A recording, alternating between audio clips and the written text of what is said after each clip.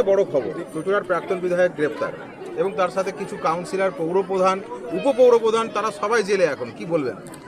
দেখুন, আমি যতদূর শুনলাম যে গতকাল ওদের একটা কিছু আন্দোলন ছিল, সেখানে মানে প্রশাসনের বিরুদ্ধে তারা প্রশাসনকে হেনস্থা করেছে, প্রশাসনের বিরুদ্ধে গিয়ে তারা আন্দোলন করেছে। এখন প্রশাসন ব্যবস্থা নিয়েছে। প্রশাসনের ওপর কারোর নিয়ন্ত্রণ এই সরকার করবে না। প্রশাসন যদি মনে করে যে এরা সরকারের কাজে হস্তক্ষেপ করছে, প্রশাসন যা ব্যবস্থা নেবার নেবে, এখানে আমার কিছু বলার নেই। অসিত মজুমদার বারবার বলছে এসব বিজেপি জোর করে করাচ্ছে, বিজেপি সরকার, শুভেন্দু সরকার। এটা ঠিকই তো বলছেন উনি, কারণ ওনারা তো তাই করেছেন। ওনারা মানুষের ওপর জোর খাটিয়েছেন বলে আজকে ওনাদের এত বড় বড় নেতারা যারা এত ঘেরাটোপে থাকতো, আজকে উনি আমাদের ভারতীয় জনতা পার্টির কথা বলছেন।